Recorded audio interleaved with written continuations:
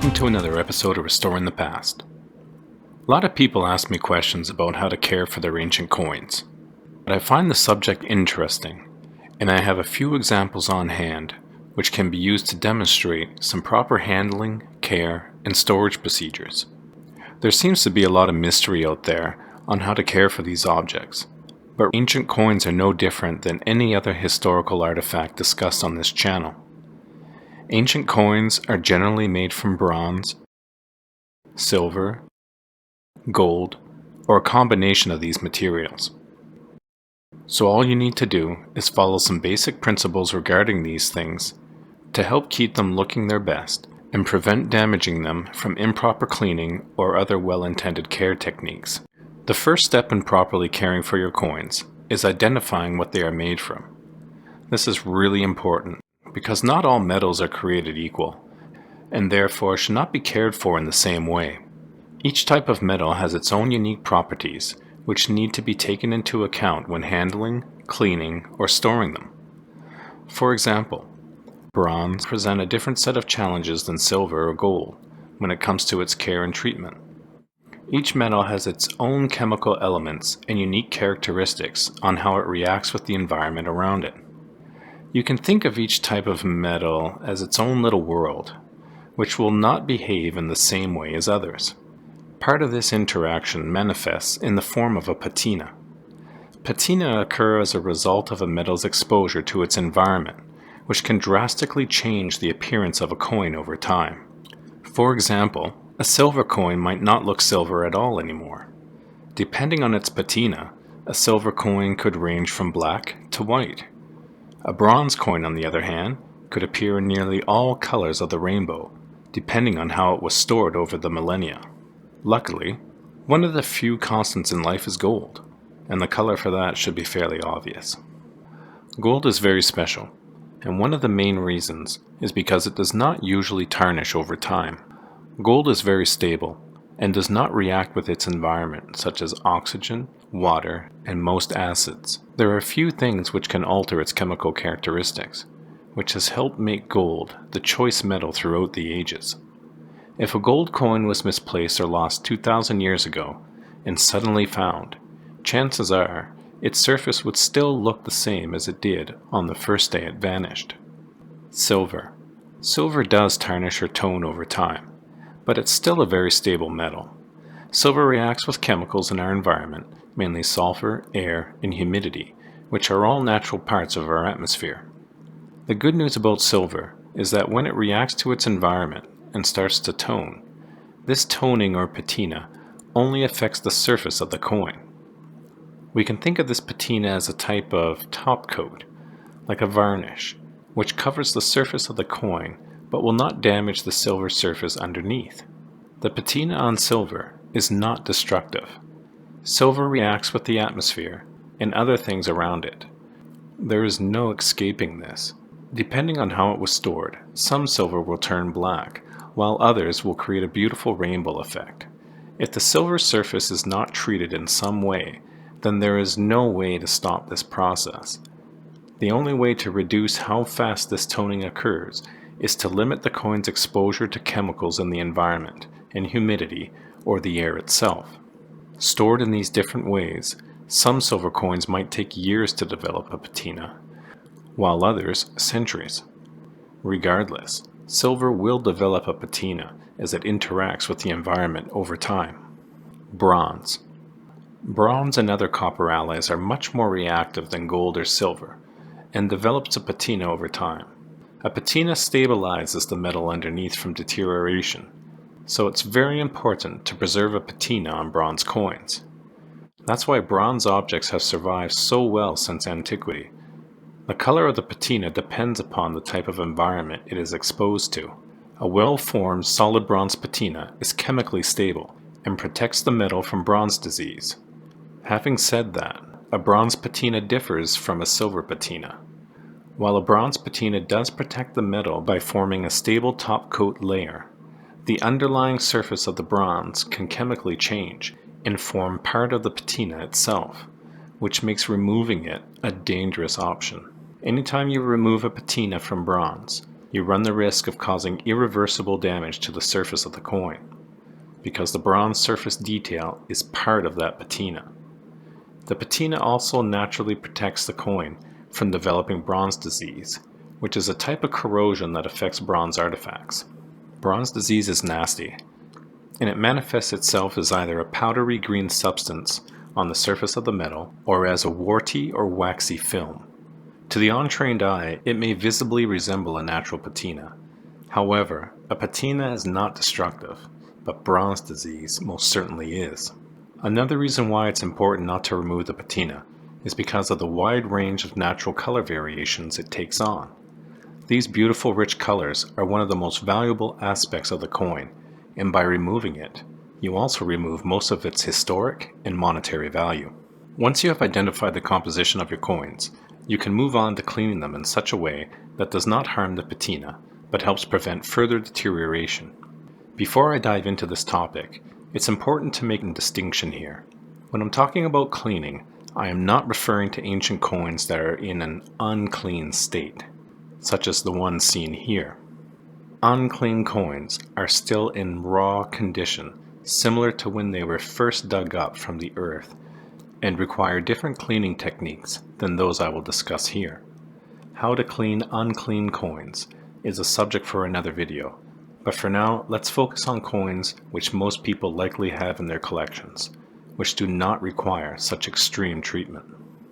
Most coins get dirty, or full of grime and oils from handling or being stored in less than ideal situations.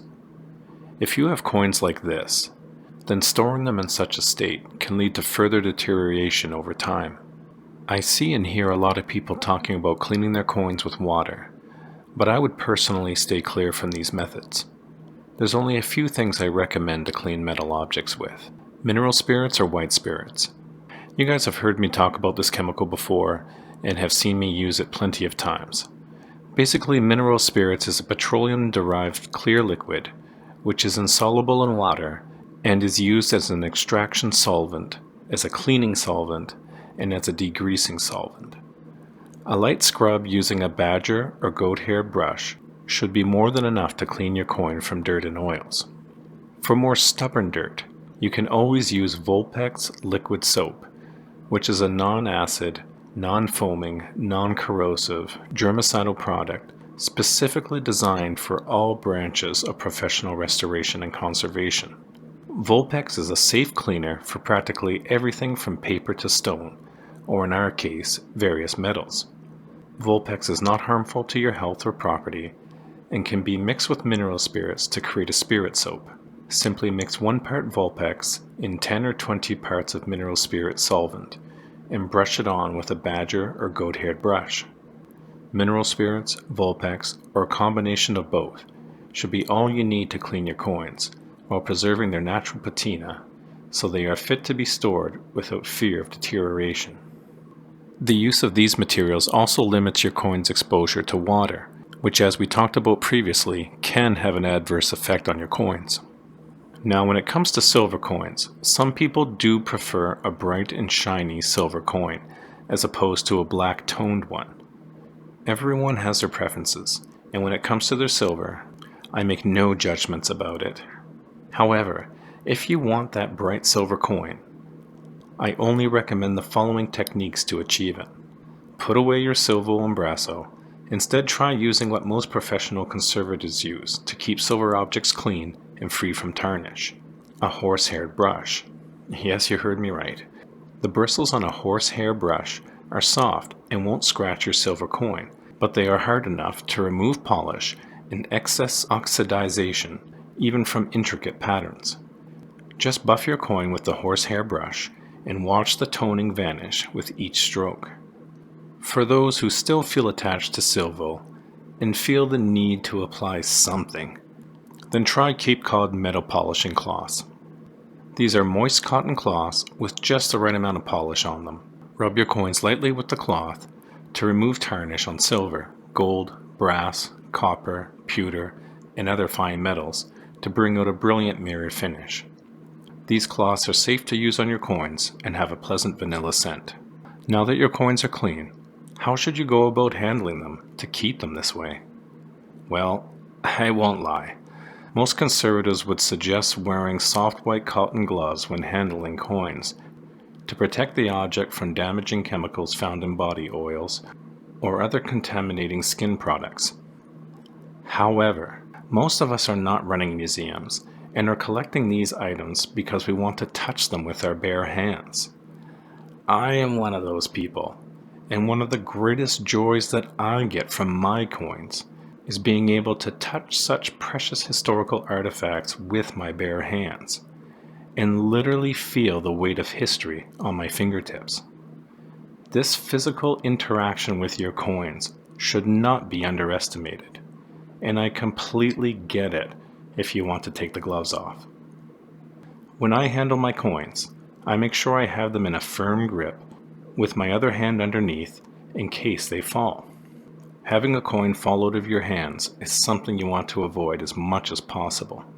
You can also put a soft tray down on a table while you examine your coins, so they have a soft surface to land on just in case they tumble out of your hands.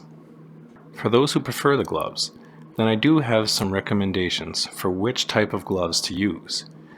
Most cotton gloves which prevent the transfer of skin contaminants are acceptable. I recommend as thin of a glove as possible, as seen here, in order to reduce the chance of dropping your coins when handling them as a result of more cumbersome gloves. Also, do not use cotton shore grip gloves, which have thousands of tiny modules covering the palms. While these gloves offer superior grip, the modules can also damage metal items, especially silver. Another useful tip for those who enjoy handling their coins without gloves is to wax them.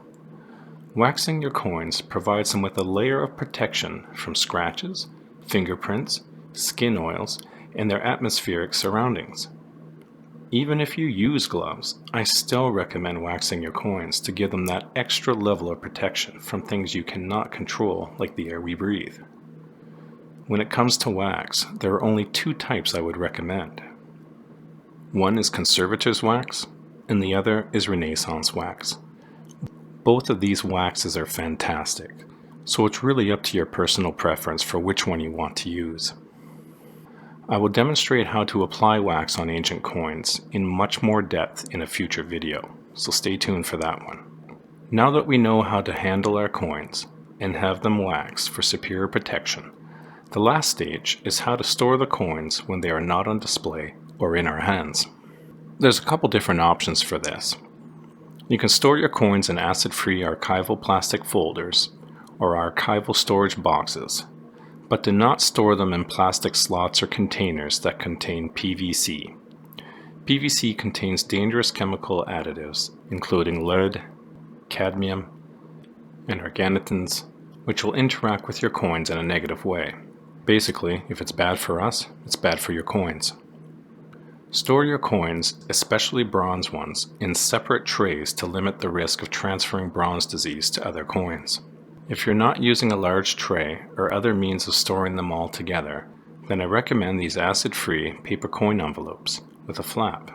Insert the coin, then fold over the on-gun flap to hold the coin in place. They provide protection from fingerprints, dust, and dirt. Another great option for individually wrapped coins are polyethylene bags, since they are resealable, archival safe, and allow easy access and protection to valued coins. The bags are 2 millimeters thick, so they are durable and transparent for easy identification. They are slightly larger than the paper envelopes. Another great choice for individual storage options are corrosion intercept coin bags. These bags provide superior protection for silver, brass, ferrous metals, copper, bronze, and non-ferrous metals. They're composed of a polymer matrix to which copper particles are bonded, forming a reactive film that neutralizes all corrosive gases that come into contact with them. They are more expensive, and they usually come in a bag of 10, but they're a great option. If you are looking for storage options which do not require you to handle your coins directly, but is still visible, then self-sealing coin holders are a popular option. Just make sure you get the right ones. Find holders that are constructed of pH-neutral board, archival polyester for long-term storage, archival quality adhesive, no staple types, because staples may interact and affect your coins. And make sure the bags are airtight. An airtight seal will protect your coins from the atmosphere. Coin collecting pages for a binder is another great option for many people. Just make sure you get the proper ones, such as pages made from polypropylene that are archival quality and safe for long-term storage. Lastly, coin boxes are another great option, as long as they are made from archival quality board. But even with all these great storage container options, it's still best to keep your coins in a dry and consistent environment as much as possible. That's about it for this episode of Restoring the Past. I hope you have found this information helpful, and that it has given you a few ideas of how best to care for your ancient coins. Hopefully, if you follow some of this advice, you can keep your coins clean, free from damage, and can enjoy them for years to come. Collecting coins is just another way people can enjoy history and take a journey back in time without leaving the comfort of your home. Please leave some comments and share some of your favorite coins or other practices you think might be helpful. Whatever the circumstances, I hope you can get out there and enjoy all that history has to offer. As always, good luck with your projects. Don't forget to subscribe, and see you next time.